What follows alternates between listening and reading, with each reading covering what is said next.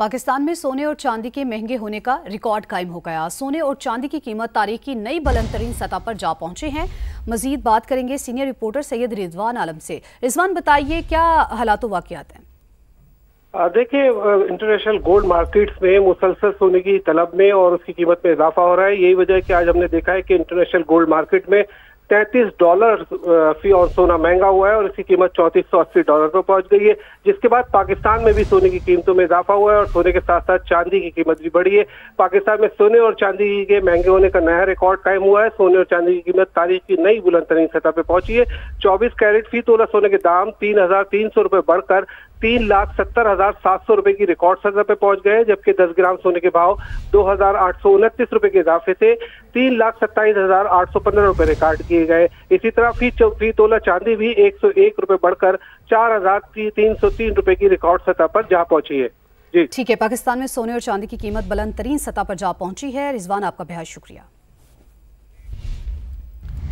अगस्त के महीने में महंगाई की शरह हुकूमती अंदाजों से भी कम रही है। इदारा शुमारियात के मुताबिक गुज़िश्ता एक माह के दौरान महंगाई की शरह मामूली कमी के बाद 2.99% रही है। इस्लामाबाद में समा के नुमाइंदा खसूसी शकील अहमद से जानते हैं।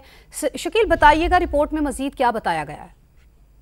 जुलाई 2025 में मुल्क में महंगाई की शरह 4.1% थी और वजारत खजाना का ये तखमीना था कि अगस्त में ये 4 से 5% के दरमियान रहेगी। लेकिन जो आज रिपोर्ट जारी की है इदारा शुमारियात ने, उसके मुताबिक मुल्क में महंगाई की शरह अगस्त के महीने में तकरीबन 3% रही है और इसमें 0.65% की मामूली कमी आई है। और अगर 2 माह का एवरेज देखें तो जुलाई से अगस्त ये 3.5% तकरीबन इन्फ्लेशन रेट रहा है, CPI इन्फ्लेशन।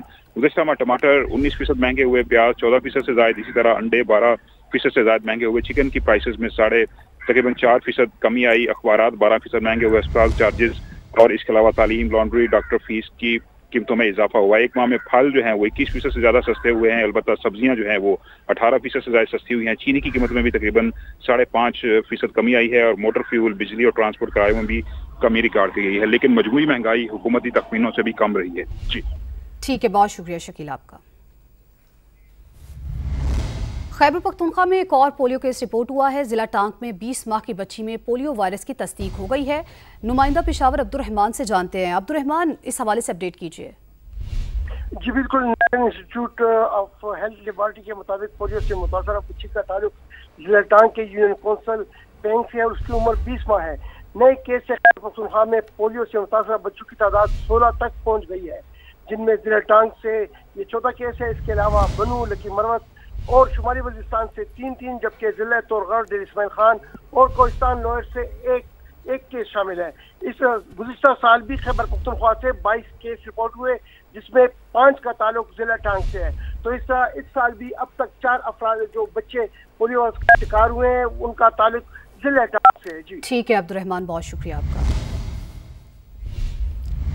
कंडियारू में दरियाए सिंध में दरबैलों के करीब एक नौजवान को बचाते हुए मजीद 2 अफराद डूब गए। मकामी गोताखोरों ने तीनों की लाशें निकाल ली हैं। दरियाए सिंध से दरबैलों के मकाम से सैलाबी रेला गुजर रहा है, तो आपको अपडेट कर रहे हैं। कंडियारू में दरियाए सिंध में दरबैलों के करीब एक नौजवान को बचाते हुए मजीद 2 अफराद डूब गए। मकामी गोताखोरों ने तीनों की लाशों को निकाल लिया है। दरियाए सिंध से दरबैलों के मकाम से सैलाबी रेला गुजर रहा है। और ओकाड़ा के इलाके चाकरे पार में जिला इंतजामिया की जानिब से जो लोग फ्लड रिलीफ कैंप आने को तैयार नहीं, उन्हें ट्रैक्टर ट्रॉली के जरिए घरों पर राशन पहुंचाया जा रहा है। तफसीलात हमें बताएंगे समा के नुमाइंदे जावेद सिकंदर। जी जावेद। आज बिल्कुल मैं इस वक्त मौजूद है मौदा चाकरखा पार में, जहाँ पे ज़िला इंतजामिया की जानब से एक और ऐसा इकदाम जो है वो सामने आया। जो लोग अपनी ढारियाँ, अपने घर बार छोड़ने को तैयार नहीं है क्योंकि उनका सामान जो है चोरी होने का खर्चा, उनके जो मवेशी माल है वो वहाँ पे मौजूद है, उनको ज़िला इंतजामिया की जानब से खाना जो है वो बड़ी मुश्किल से कश्तियों के ज़रिए और बड़े बड़े ट्रैक्टरों के ज़रिए वहाँ पर पहुँचाया जाता है। खाना लेके आए जो यहाँ पर सलाह मुतासरीन है कि ज़्यादातर लोगों को तो हमने निकाल लिया, माल मवेशी भी निकाल लिए। अब उनके घरों के अंदर सामान वगैरह उनका पड़ा हुआ है, वो चंद एक लोग उधर मुख्तलिफ घरों में मुकीम है। हम कोशिश कर रहे हैं खाना उनकी घरों तक डिलीवर करना चाह रहे हैं और ट्रैक्टर ट्रालियों के ज़रिए वो हम कोशिश कर रहे हैं लेके जाने की। आज बिल्कुल जैसा कि इनका कहना था कि जो लोग अपने घर बार नहीं छोड़ सकते, जो वो लोग अपनी ढारियों पे मौजूद है, कुछ लोग अपनी मवेशियों की वजह से वहाँ पे रुके हुए हैं, कुछ लोग अपने सामान की वजह से वहाँ पे रुके हुए हैं, तो वो यहाँ पे आने को तैयार नहीं है फ्लड रिलीफ कैंप में। तो इसलिए हम ट्रालियों में लेकर उनके लिए खाना लेकर जा रहे हैं वहाँ पे। जी बहुत शुक्रिया आपका। वज़ीर-ए-आज़म शहबाज शरीफ से आज़रबाईजान के सदर इल्हाम अलीयूफ की मुलाकात। SCO इजलास के मौके पर चीन के शहर तियानजिन में मुलाकात हुई। दोनों रहनुमाओं का बाहमी ताल्लुकात में इजाफे की रफ्तार पर इत्मीनान का इजहार। दोनों रहनुमाओं का मुतालिका बैनुल-अक़वामी फोरम पर करीबी हम आहंगी बरकरार रखने पर इत्तेफाक। आज़रबाईजान के सदर का पाकिस्तान में सैलाब से जानी माली नुकसान पर इजहार अफसोस। मुश्किल की घड़ी में पाकिस्तान के साथ खड़े हैं, इल्हाम अलीयूफ की जानिब से ऐसा कहा गया है। वज़ीर-ए-आज़म की सदर इल्हाम अलीयूफ को जल्द पाकिस्तान दौरे की दावत। बहावलपुर में मौजूदा सैलाबी सूरत-ए-हाल। डिप्टी कमिश्नर बहावलपुर फरहान फारूक की DPO हसन इकबाल के हमरा मीडिया ब्रीफिंग। कहा, सैलाबी रेले से बहावलपुर के 60 देहात जुज़वी और 2 शदीद मुतासिर हुए। आइंदा 3 से 4 रोज में 1,30,000 क्यूसिक से जायद पानी का रेला एम्प्रेस ब्रिज से गुजर सकता है। हर मुमकिन कोशिश है कि जानी और माली नुकसान कम से कम हो।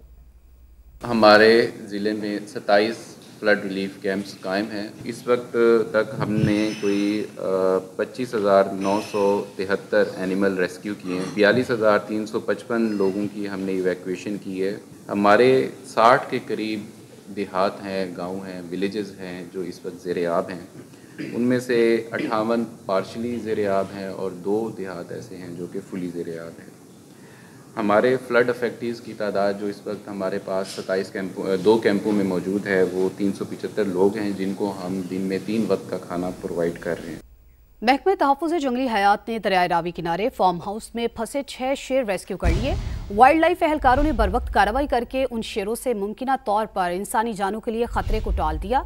सीनियर वज़ीर पंजाब मरियम औरंगज़ेब ने सैलाबी पानी में फंसे शेरों को बाहिफाजत निकालने पर वाइल्ड लाइफ रेंजर्स को शाबाश दी।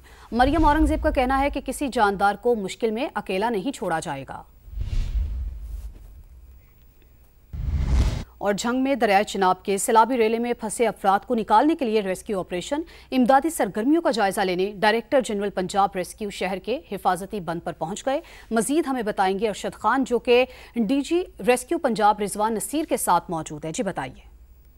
जी बिल्कुल, मैं मौजूद हूँ इस वक्त दरिया चिनाब के सरगोदा रोड पर, जहाँ पर सरगोदा रोड जो है वो ज़ेर-ए-आब आई हुई है। हमारे साथ यहाँ पर इस वक्त रेस्क्यू पंजाब के इंचार्ज भी मौजूद है, उनसे बात भी करते हैं। सर बताइएगा कि अब तक कितने अफराद जो है उनको रेस्क्यू किया जा चुका है और मज़ीद कितनी आपकी जो टीमें हैं वो काम कर रही हैं? जी, जिस दिन फ्लड की वार्निंग मिली है तो फ़ौरन फ्लड की कैबिनेट कमेटी मीटिंग हुई और उसी दिन ये फ़ौरन फैसला कर लिया गया कि जी हमने जितने भी दरिया के बेड में लोग हैं उनको इवैक्यूएट करना है। और वो ज़रूरी था, अगर वो ना करते, टाइमली इवैक्यूएशन ना होती तो बहुत सारी अमवात हो सकती थी। तो उसी वक्त जिस वक्त ये फैसला हुआ तो तकरीबन 7.5 लाख लोगों को इस वक्त तक जो है पूरे पंजाब में ऑपरेशन, जो कि अनयूजुअल ऑपरेशन है कि जहाँ पे सिर्फ एक दरिया होता था, आज 3 दरियाओं में हाई फ्लड सिचुएशन है। तो 7.5 लाख लोगों को जो है हमने वहाँ से इवैक्यूएट किया। उसके बावजूद बहुत सारे लोग नहीं निकले। तो जो एंड में पानी जब आ गया उस वक्त ट्रैप हुए, उसमें 1.5 लाख लोगों को थ्रू बोट्स, जो 800 से ज़्यादा बोट्स इस वक्त डिप्लॉयड हैं। पूरा इस वक्त डे एंड नाइट ऑपरेशन चल रहा है।